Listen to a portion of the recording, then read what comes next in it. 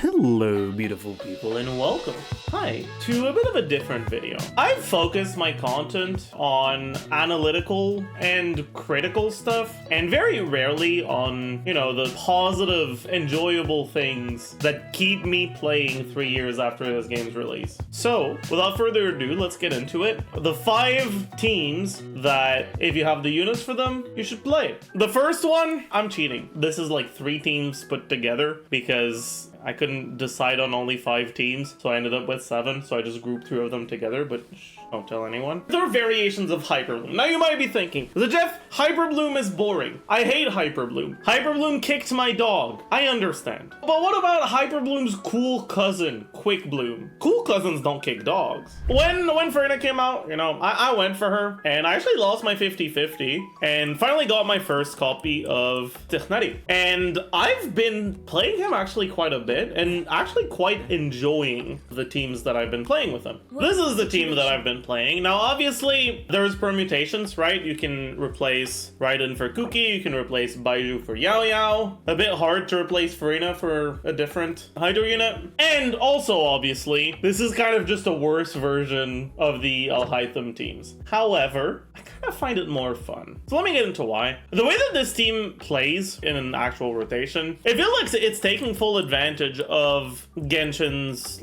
swap mechanics in ways that are just very satisfying. You start with Raiden's E, Tichnari E, Farina EQ, Baiju EQ or QE, a bitter pill to swallow. 3 charge shots, do your burst, your E comes back off cooldown, another 3 charge shots, and then you can do a Raiden burst, or whatever. Shine down. Very cool. And then you do another Tichnari burst, and then you start over. I mean, in a team like this, the Raiden burst is kind of optional. You're building her with EM because she's your Hyperloom trigger. The burst is mainly just because the way that your cooldowns line up, you don't really have anything to do because Tichnari is a unit that has a certain amount of time he can spend on field until he starts being useless. After his 3 charge shots, he's kind of bad. This team gets around that by starting with his, right? Like you start with Raiden E, but then his E, and then you swap out. And you do all of the rest of your setup, and by the time you swap into him, you can do 3 charge shots, and then a burst, I'll uproot you. and then his E is back off cooldown, so you can do another 3 charge shots. So you can do 6 charge shots at once with your burst, which is just pretty neat. And it's just a team that I've been enjoying quite a bit. But if you have these units, you can give it a shot. Yeah, that was the first of the 3 Hyperbloom teams. But the second team I wanted to include is, unfortunately, Double Hydro Hyperbloom. Because as much as sometimes I don't like to admit it, this team is fun. Yeah, it's basic. Yeah, everyone knows about it. Yeah, it's pretty good. But it's just a fun team. It's just nice, visually, all the effects that are happening on screen. It's nice to have the rotational flexibility to decide who you're driving on. It's nice to be able to have flexible rotations. It's just a pretty damn fun team to play. And it's nice when enemies die fast, too. That's another thing. It's one of the easiest teams to play. And, I mean, if you're struggling and you have these units and you have the units to make a strong second team without needing these units, it's definitely one of the teams I'd recommend. But also just for Overworld, it's just a really nice team. The biggest, quote-unquote weakness that this team has is that it doesn't have a healer. But in Overworld, Xingqiu's, rain swords are enough healing because Overworld enemies do not deal damage to you. So the little amount of Xingqiu of healing that you have from Xingqiu is more than enough. You can use Kuki instead of Raiden, but you lose the option of being able to hit enemies from range because Kuki's skill does not have very big range. So personally, I like it more with Raiden, but it's definitely also a good team with Kuki. And the last of the Hyperbloom variations I wanted to talk about is this one. This is the only Neuvillette team in the list. Alright, I'm letting you guys know right now, because it's actually the only Neuvillette team I've actually been really enjoying. The unfortunate reality is that I haven't really been enjoying Neuvillette's teams outside of this one, because the way that the buff duration lines up, it just feels awkward even when the team does well. Even when the buff expiring is fine for him, it still just doesn't feel fun when you notice your damage going from like 35k to 18k because your VV expired. It's just unpleasant. Or like your VV plus your Farina buff or whatever, right? Like it's just ugh. And what I like about this team is because the buffs that you do get are basically just EM buffs, and because the significant portion of damage you're gaining from that EM is happening at the beginning, and the damage past that is mostly just his unreacted damage with a bunch of hyper blooms coming from the rest of the team, it feels less noticeable. But also, you have a nice mix of defensive utility without it being the cringe fest that is playing Zhongli with him. I don't dislike playing Zhongli with him, it's just getting the crystallize is always a little bit of a pain in the ass. But yeah, so all this to say, right, I've been playing this team a lot as well. The numbers that you see on this team are also bigger when you get vapes than in teams that don't use any form of vape. So you also tickle those parts of your brain that like big numbers. My numbers aren't too big because vaping his burst matters a little bit less when it's level 1 than when it's a higher level. But that's just because I think level 1 burst is funny. It doesn't really have anything to do with what you should be doing. Another thing that I really enjoy about this team is that it's the one and only team where it doesn't feel like Deya's missing something to be good in the team. Deya's a fine option in a few other teams, but in those other teams, like you always feel the weaknesses of her kit. When you're playing her with Linny, she does work, but the fact that her resistance to interruption doesn't last for a very long time, you feel that shit after 2 charge attacks. Nevilette's ability to kite enemies backwards makes it so that as long as you can start doing your charge attacks without too much of a problem, once you're in your charge attack animation, you can just walk backwards, and it's a lot easier to not get hit by things. And it leads to things just feeling a lot better, even without resistance to interruption, once you've already started your charge attack. The moment during which you need the resistance to interruption is mostly at the beginning of his charge attacks, at the beginning of his uptime, and Deya does provide that. On top of that, the power application actually feels noticeable. It's a very fun team to play. I've been liking it quite a lot. If you have these units, give it a shot. That being said, I don't want this video to just be like, hey, here's a team that is 4 5-star units. Rip Bozo if you don't have them, right? So I am very happy to say that the next team is not a single 5-star unit. Let's talk about Taser. Now you might be thinking, so Jeff, we're approaching 2024. You're telling me words from the past. Taser hasn't been a thing since 1.4. And to that I tell you, you're wrong. Taser has always been a team that is good. I think in recent months, in recent years, I guess, it's lost a lot of popularity, mainly due to just the fact that there's more and more other options, and a lot of people tend to actively want to go for 5-star units that they like, and then build teams around that. And there's not that many 5-star units for which their best team is Taser. Taser has 2 main things going for it that are on top of the stuff that people already know, that make it so that damage numbers and all of that stuff aside, it also just tends to feel good to play. Those 2 things are electrocharged when, maintained over and over, paired with Singto and Beidou specifically, staggers enemies a lot. Electrocharge itself does not stagger enemies too much. What it does prevent enemies from regenerating poise because it keeps happening over and over. And Singto's burst, Beidou's burst, and Beidou's parry, on top of, to some extent, Sucrose's E and burst, are all abilities that really just completely over enemy poise, which makes them a lot more vulnerable to stagger. This is the sort of team where you just don't really let any enemies that can be staggered, right? You don't really let them attack. You don't really let them do shit. And it just feels good when you're not letting the enemies do their annoying shit that they're always doing. Something that a lot of people don't realize is Singto's burst is one of the abilities with the highest poise damage in the game. You look at poise damage, right? And two of the abilities with the highest poise in the game, with the highest poise damage in the game, are Beto's Burst and Xingqiu's Burst. It's something you can notice just in general when you're playing Xingqiu. If you use his Q, enemies get staggered. If you open with Xingqiu's Q, Abyss Lectors get staggered. And the way that poise works is a little bit complicated, but a very, very like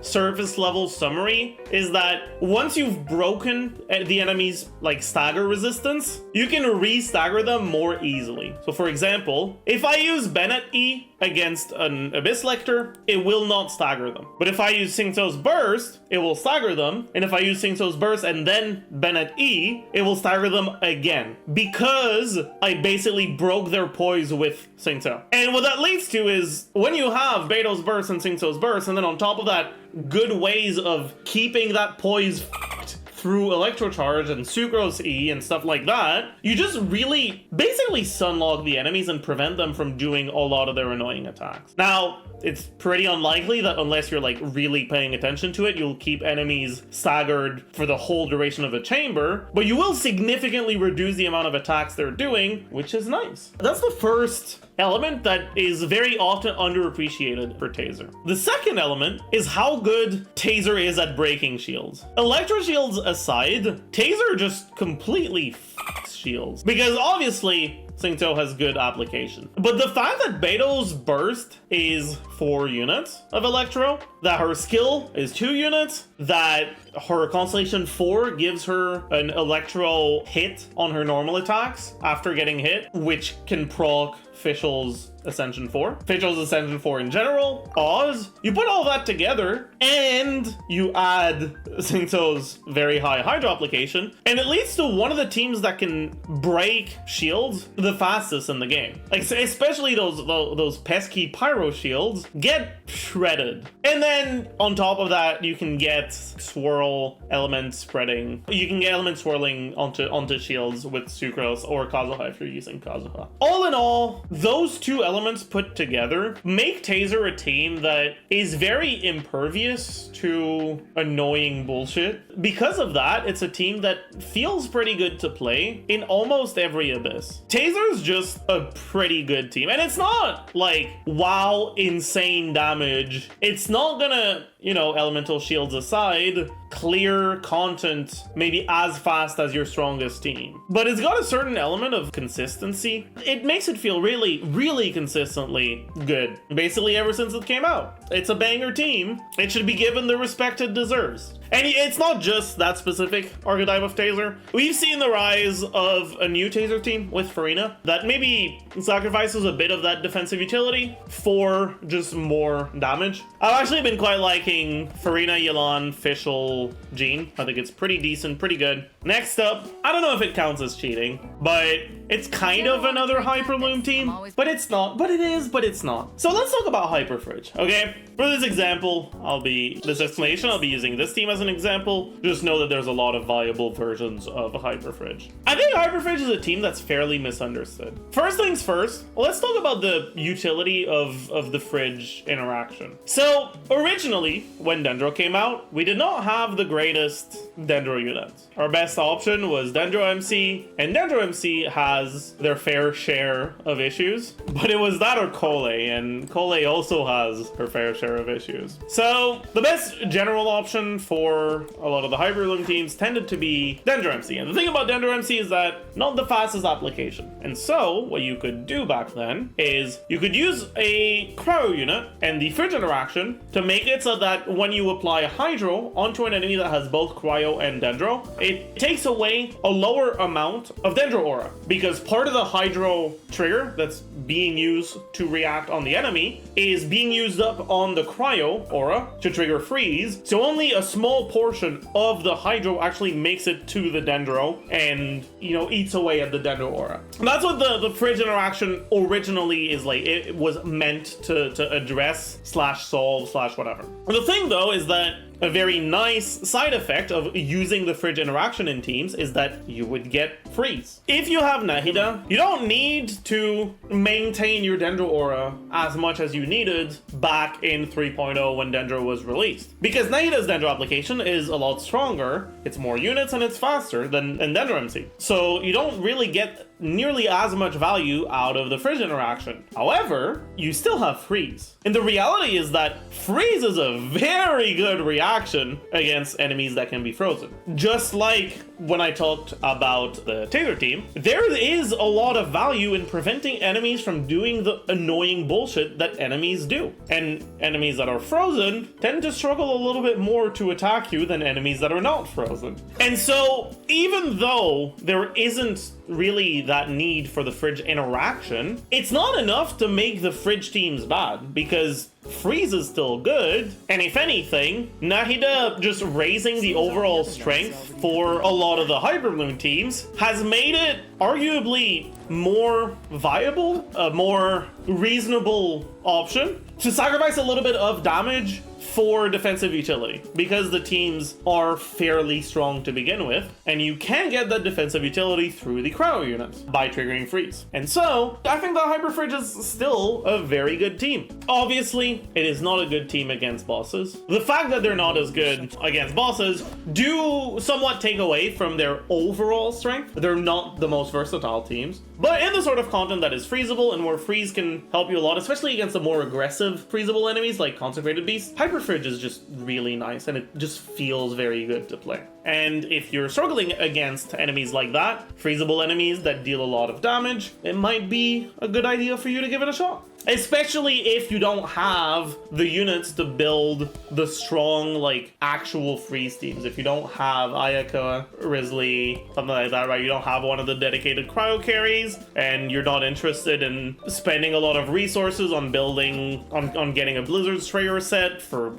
2 cryo units that will end up being overall fairly mediocre. Like when if you want to do Kea or Rosaria freeze quick swap, it's fine, but you're also probably going to end up benching them once you get stronger options. And if you don't want to spend the resources to, you know, focus on that, then you can just stick them in a Hyper Fridge teams and slap them on a 2-piece, and you'll still get the benefits from the freeze reaction without having to build an actual freeze team. Next, second to last team. This is not going to surprise a single person who watches my stream, but one of my favorite teams to play is Sucrose National. Part of what makes this team so fun to play for me is just how much different little tiny variations on your rotations you can do based on enemy HP thresholds, and just how cool the interactions between all of the units are. Now, obviously, just like any team where channeling is a significant portion of their damage, it is much weaker if you don't have her C4. They definitely can still be enough damage to clear the DPS checks in Abyss, because the DPS checks in Abyss are not all that high, but they may not be the best option available to you. That being said, if you do have that C4 on channeling, and if you have some of the Saints' relevant constellations as well, then you can do a lot of the cool things that I like. In a team like this, the default rotation, the thing that like newer players that kind of understand the game but haven't really looked too much into the interaction the game doesn't tell you about, they'll understand, okay, I need to swirl, I need to get my energy, so they'll do something like this. Bennett Burst, you know, make sure we swirl Pyro, Channeling Burst, right? And that's cool. Wow, poggers. We did some pretty nice channeling numbers, right? Of course, I'm not critting. I'm actually dying of cringe, man. Dumbass game. I'll wait for it to get up this time. Alright, so you do the wow, very poggers, okay. Cool, right? You get 59k here. I do not want to kill it. And that is good, right? Don't get me wrong. But what I really like about this team, what really, you know, makes the happy hormones in my brain, is doing a setup that goes one step further. It's still not that insanely complicated, but it does go one step further. It focuses on making sure that you get both a Pyro and a Hydro Swirl, and trying to get Singso's E to Vape. In order to do that, you start with Singso's Burst and you don't use your E yet. Use Venom Burst, you put Globa down, and then you do a Globo Swirl. After that, no, my sword. I Rain fucked it up, outlines your but it's fine. face. It's hard to do it while explaining it. My brain kind of stops working, but I'll try my best. Ring cutter. Everybody stand. Nice and So if you time things right, which I will try to do, right, you can get... No, my sword. Well, I didn't quite time it right there at the end. The first one was timed right, the second one was not. But you can get up to 4 vapes on Xingqiu's E and front load upwards of 400-ish thousand damage with a Zac sword. And it feel good. If you f it up, that's okay, because that just means that you'll vape more of Xiangling's burst, so it's not that big of a deal. If you don't f it up, you get to see the big numbers, it feels nice. It's just very pleasant. And overall, you just get solid numbers. It's a team that can kind of deal with any sort of content because you have good ways of having good single target damage, because Xingqiu's application is mainly single target, but you also have ways of extending that damage in AoE, because if you swirl Hydro, you can make that Hydro application AoE, right, with Sucrose. So you can still vape in AoE, although obviously Xingqiu's damage, a good part of it will not be AoE. Overall, it's just a team that also feels good very consistently. Personally, tends to be the team that I default to if the units are available. And again, right, this isn't a video about the 5 best teams or the 5 teams that you absolutely need to have built on your account or whatever. It's really the teams that I enjoy the most. Because at the end of the day, right, the goal that every person should have in any video game is to just have as much fun with it as possible. And I'm sharing the teams with which I have the most fun so that hopefully you get to have a lot of fun with them as well. Which leads us to the very last of my favorite teams, which is maybe my favorite team. And it is Thundering Fury, the one good Razor team. Razor is not a very good unit. His numbers are just not very good. They don't justify the issues that are in his kit, which are like fairly similar issues to Sino without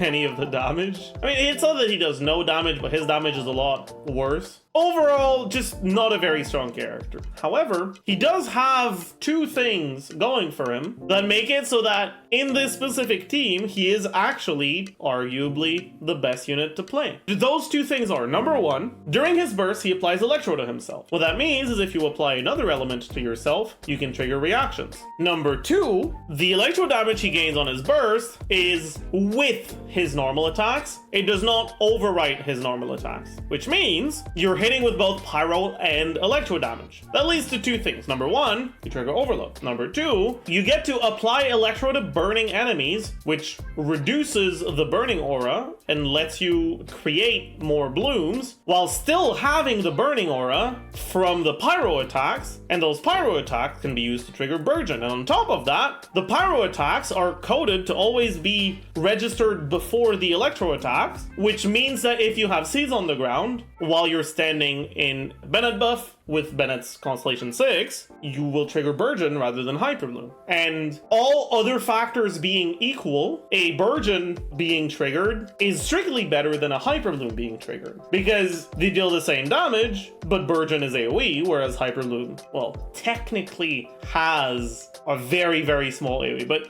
effectively is single target. So, if you have a way to make it so that you don't create less seeds, which is what usually happens in Burgeon teams because of the burning aura, and that is happening because of Razor's Electro application, and you have like an actual incentive to play the Electro unit with the Pyro, which Razor has with the amount of reactions, of extra reactions that he triggers with all of the overloads that he triggers both on enemies and himself. And, you know, overload isn't that great of a reaction, but when you trigger it this much, the damage does add up. And when you're already building them for full EM for Burgeon damage, it's not insignificant. All of these things put together make Razor an actual good unit in this team. Is this the best team in the game? No. Maybe even a very good team, but a pretty niche one. It doesn't work against everything. It's a team that triggers a lot of overload, and overloading enemies can knock them away. But it's also a team that relies on standing inside Bennett burst. And so any enemy that is able to be knocked away by overload will obviously be harder to deal with in a team like this. On top of that, its main upside is its ability to deal better with AoE than a lot of the Hyperloom teams, but a lot of AoE enemies are also susceptible to being knocked away by overload. So its optimal scenario is a group of AoE heavy enemies, which you'll see with like ruin machines, and that's kind of it. It's alright against single target bosses, stuff like that. and it's pretty underwhelming against just like average small enemies. It's really bad against Bishops because they get knocked away a lot by overload. But personally, the way that it takes a unit that is so bad outside of it, like Razor, and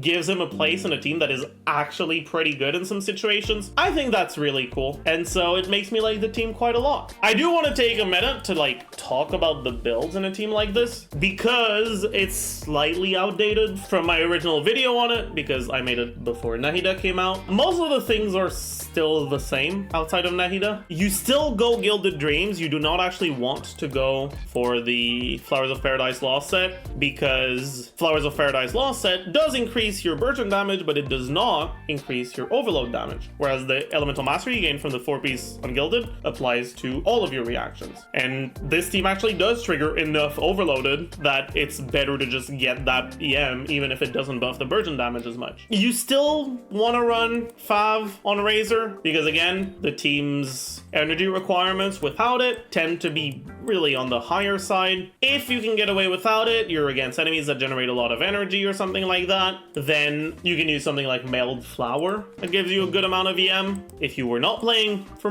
when Mailed Flower came out, then Rain Slasher is a fine option. Doesn't need any refines because this doesn't really do anything because you don't really have any talent damage. Bennett still wants to be played on Sapwood Blade, still wants to be played on Instructor. Nahida, just like Denjo MC in the original version of this team, wants to be played on Deepwood. You don't necessarily need to get to like 1000 EM on her, which can be something that you tend to focus on in teams that don't have I guess more so in like a lot of the Quicken teams because you don't have a character that's like actually built for full EM. But because Razor is already going to have 1000 EM with the Gilded, he's going to be your highest EM character, so Nahida having more doesn't matter. Singto, you can very easily get away with a non-ER weapon because of the Fav on Razor, but I still tend to run him on Sack because I'm too lazy to change my builds around, and he does need a little bit more ER substats than he currently has. If I want to play him on something like Lion's Roar, you'd need something like 150-ish at C6, but I kind of just can't be asked actually changing his build. You'd want him on Emblem as well because he's the only like significant source of attack scaling damage. You have a little bit from Nahida and a tiny bit from Razor, but like the Noblesse buff overall doesn't do that much in the team, so you definitely want to go Emblem. But again, right, I'm kind of just too lazy to change the builds around because I don't want to have to change multiple units build every time I play different teams. So this is usually what I end up playing him with. Originally, you would start with Singto Burst because Singto's Burst lasted longer than General Main Character's Burst, but Nahida's things last longer than Singto. You can actually start with her now. Start with Nahida EQ, then Singto EQ, and if you have Sack, you can do the second E. Bennett Burst, E, and then go to Razor and start whacking on him.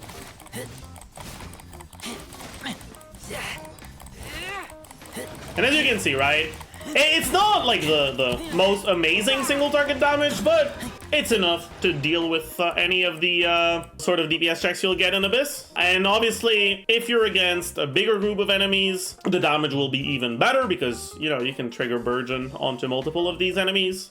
So let's go here. Hope he does the Temple of Wisdom. Let me weave you a burst. No, my sword.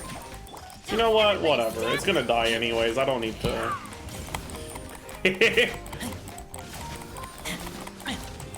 Alright, but as you can see, right? Things happen, things die. It's something I talk about fairly often on stream, but I don't know if I've ever ended up talking about it on YouTube. This is the one team that I feel like I truly cooked.